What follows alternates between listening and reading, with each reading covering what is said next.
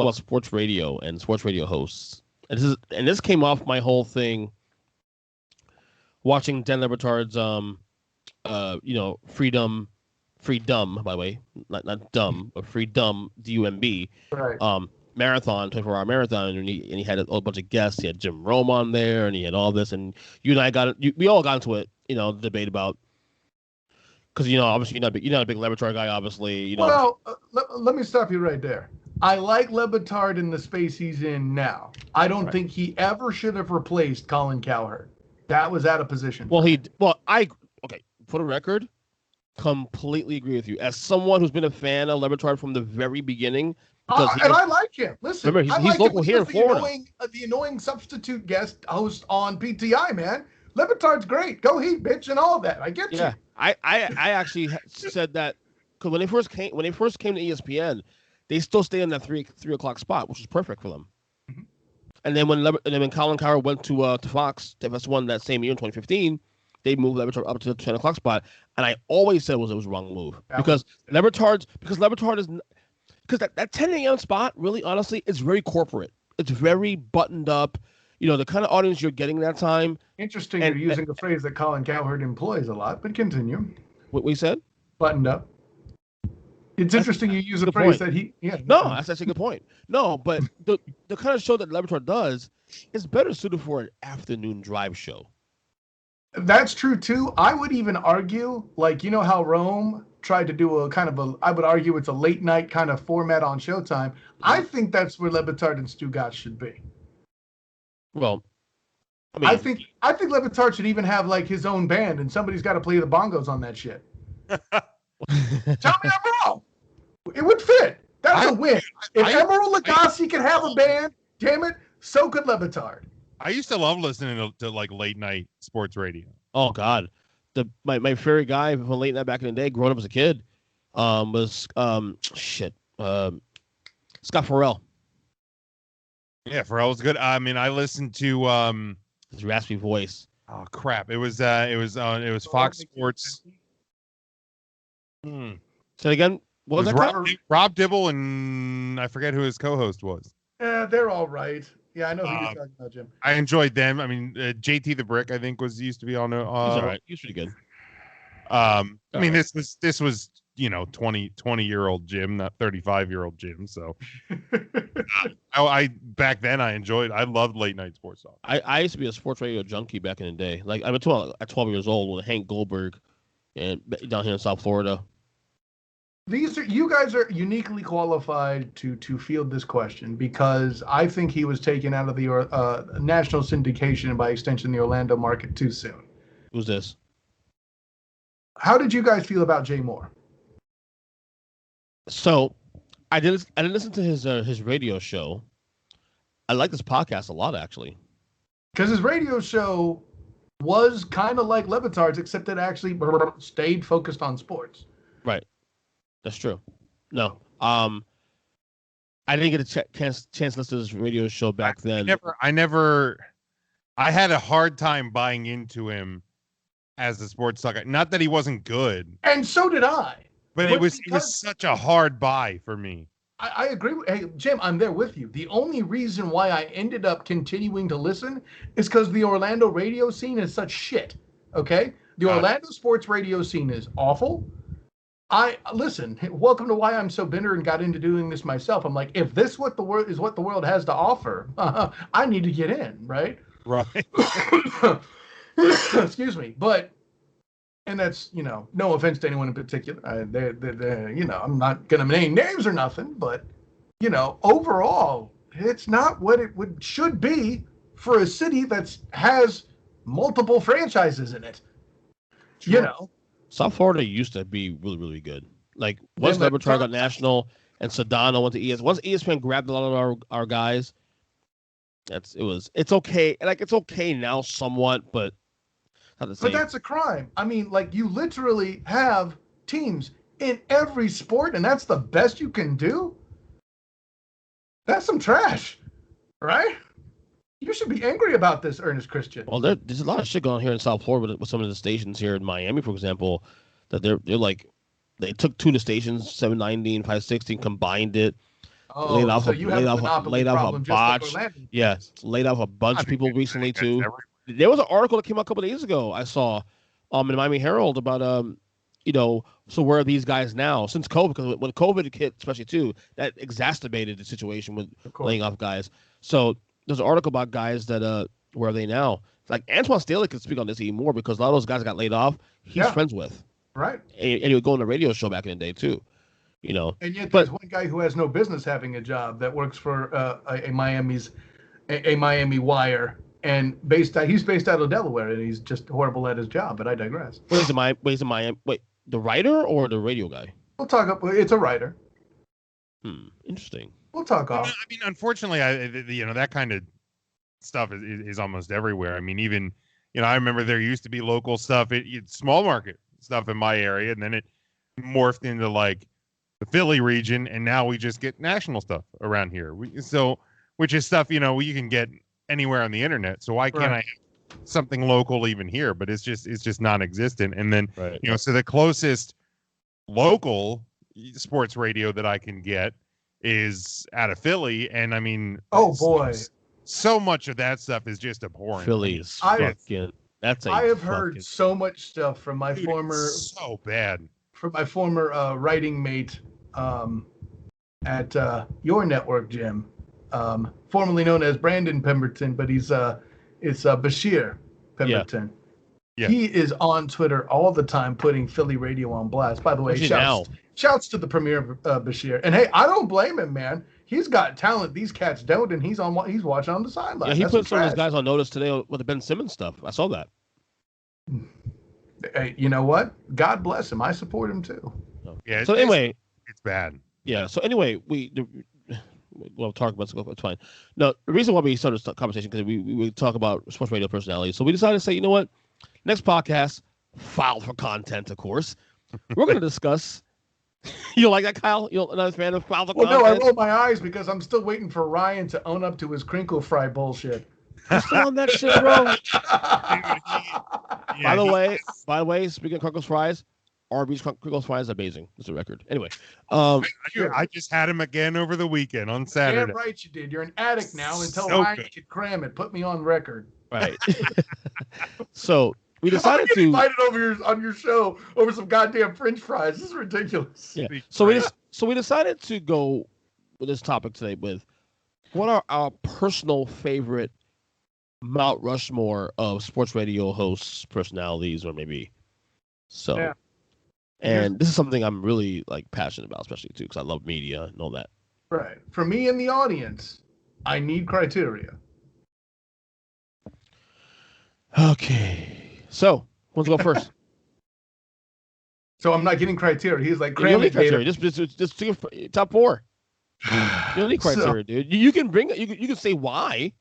It's no criteria. It's what you think and why. How did you formulate your list, Kyle? Just defend your opinion. Well, no, I mean, are we talking sports only people? Is this something, or are we including podcasters? Are they people that only have? It can be podcasters too, because podcasters had a long sample enough to say. Listen, man, that's such a big sample size. I don't know all of them, and you're asking for a Mount Rushmore. This is you up there with, I want a Mount Rushmore of sitcoms. Man, you're out your fucking gourd. That's the next podcast.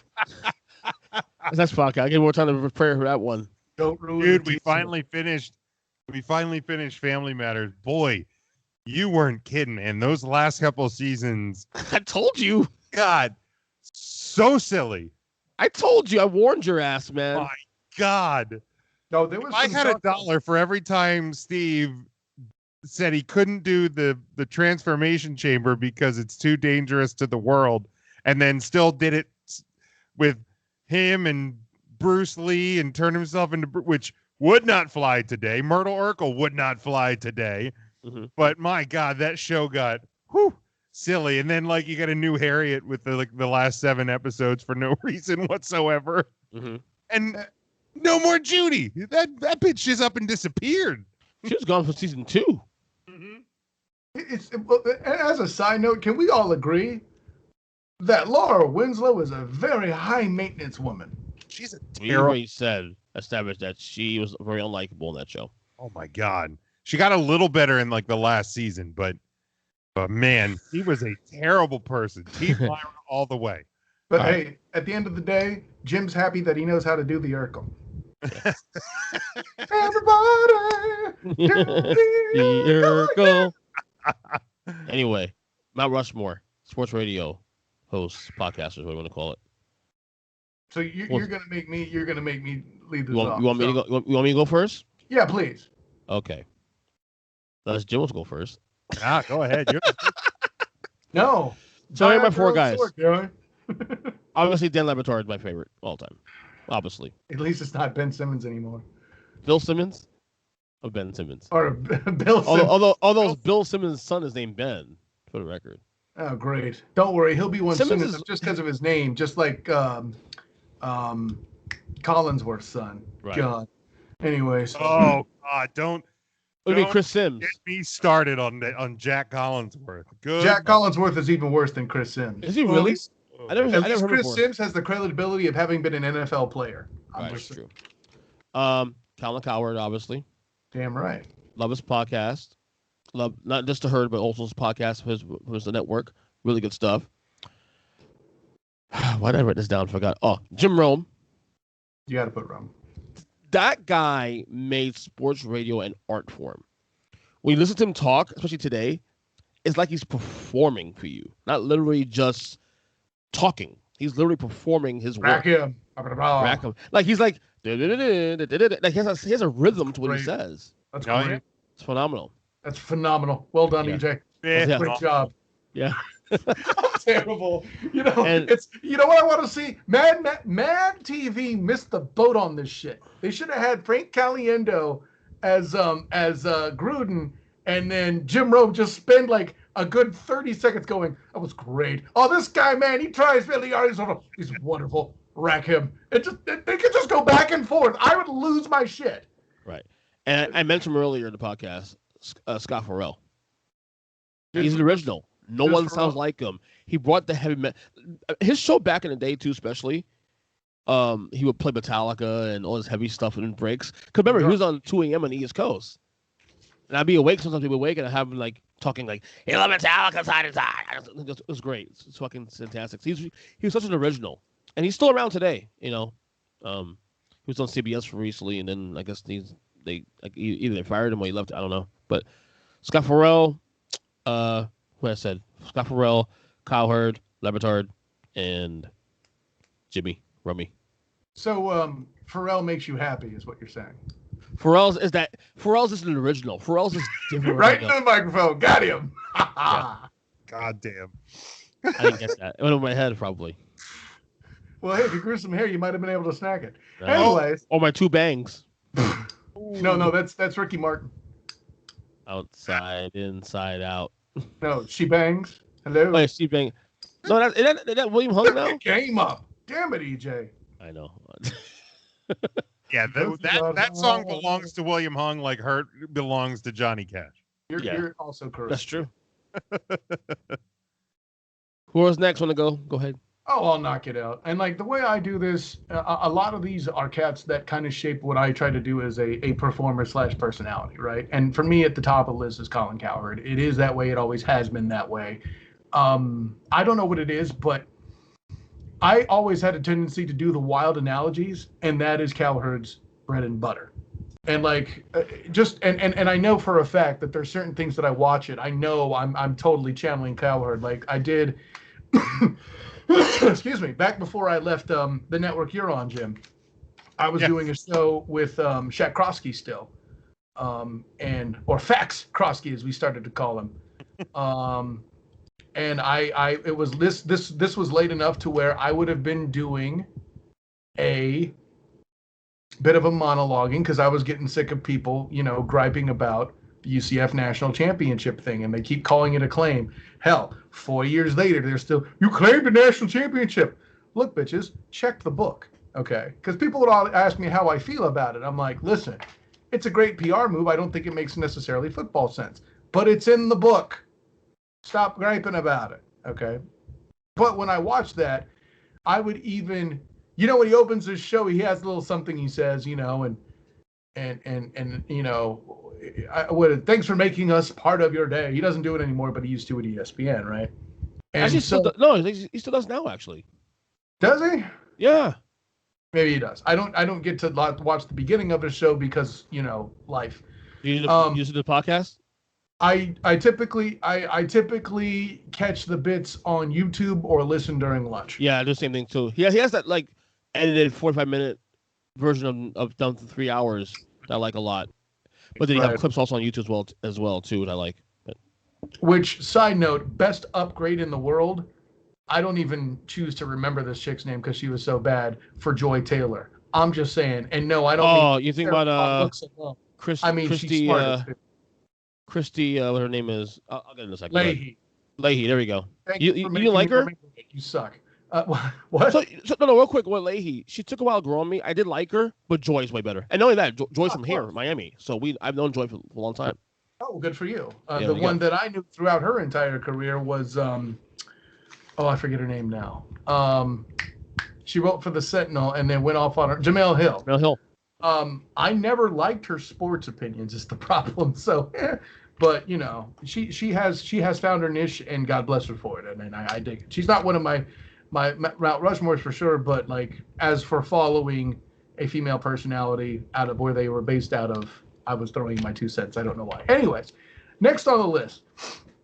I never really ventured into the jungle all that often as I would like, but you got to put Rome here on general principle. Like, the shape and impact he had, no question. So many iterations of his show have happened too. Like, he's gone on and off of TV. He actually had a show that I could watch without falling asleep on a premium channel. You know what I'm talking about, EJ. And Romy. And pretty solid there. The next guy on the list is somebody else I actually kind of baked into elements of my presentation style, but he never really hit nationally, or if he did, it's not for any period of time. It's Eric Kuselius. Yeah, I like him a lot. I like a lot. He made a lot of appearances, especially on ESPN on First Take, and he'll be like a guest, or he'll be like a stand-in for Skip or Stephen A. or whatever. He was fantastic at that. Actually, I actually did like him a lot. And then he broke off and started doing radio, and he would be on here regularly in Orlando, and I think he might have been on in South Florida for a while too. Where's he now? I don't know, but he's not here. I think he got himself in a lot of hot. And actually, our good friend Brandon Howard would be a regular guest on his show too, to talk Dolphins back then, predating my time at the Wire in question. But then I think he started to get himself in trouble a little bit because he would start monologuing about the Kaepernick kneeling thing a bit. Mm-hmm. And while his take was well-intentioned, I think it rubbed the wrong people the wrong way, is what I'll say. Mm-hmm. So that may have been, I'm speculating, obviously, that may have been what kind of removed him from that particular spotlight. I think he's on somewhere still, but it's not in Florida. Last I checked, he's on Golf Channel. Yes. Well, he actually started there. He may have just gone back. I mean, that's also possible, right? Check it now. Then lastly, to round it out, and just because his format was so unique, I'll go ahead and go with it. And there may be somebody who comes up later and is all like, why didn't you mention this guy? I should. Bill Simmons, of course now. Bill Simmons. I'm sure for a fact that I'm going to get a text from G. Stelia. Why am I not on there? Yeah. I missed that fucker. So much. But I would have to probably put Jay Moore, because he was the one that got me starting to use, because he used a lot of sound effects, and listening to his show kind of got me to adopt things to do into it. So like, every time we would talk about a trap game, you would hear Admiral Akbar. It's a trap. That started to get baked into the Student of the Game podcast back when that was a thing, which should tell you how far back I'm going.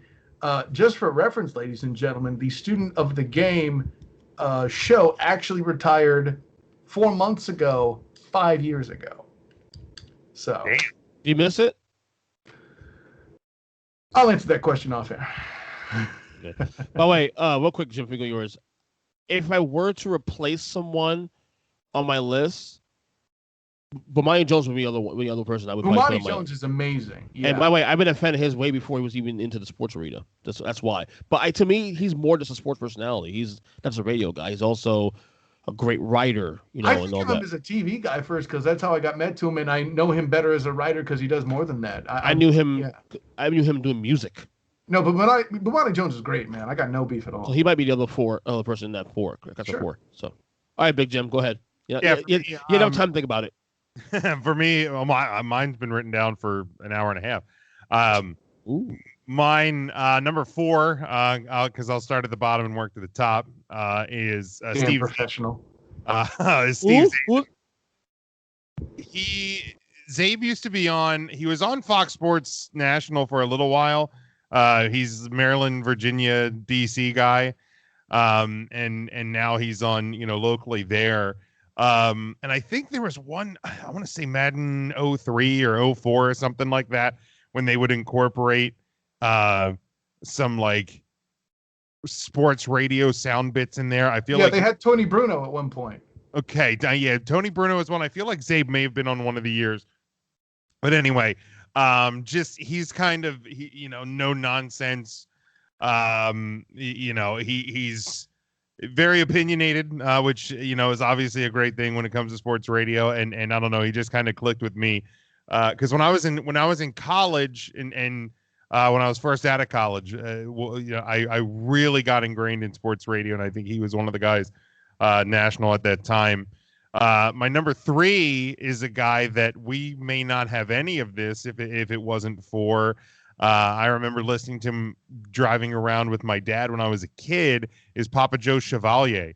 And I will distinctly remember Wednesdays when they had call in and kind of like listener rants, and they were Bite Me Wednesdays, which I fucking love the idea. Like if I was on a daily, show of any kind, I would have something like that where people could call in and gripe about things, which is always a classic. But I love the name. I was 8 to 10 years old, and you hear the words "bite me" every week. It's always pretty good. He's in some ways considered kind of like the godfather of what has become national sports radio. And I mean, I'm here in central Pennsylvania. His show is from Vegas, syndicated nationwide. So. My number 2, Jim Rome, for all the reasons here listed above. I mean, and again, when you're 17 to 21 years old and you're getting into sports radio big time, it gets no better than Jim Rome. And then my number 1 is a guy that, I mean, I grew up with him on SportsCenter every morning before school, and he continues to do it. I think he's one of the better interviewers in the business. I know some people aren't the biggest fan of his Danettes, or at least some of the Danettes, but to me, Dan Patrick, he's probably me getting into the Dan Patrick show is probably the reason I started podcasting. Yeah, Dan Patrick is my guy, like Bomani Jones is for EJ, to switch him in. And I've I'd hate to put it this way, but he's got kind of stale. That's the only reason why he's not my top 5. Like I still kind of feel like it's the same thing. I can see that. It's and I think because he has a lot of regular guests. Yes. So it becomes almost a cruise control at times.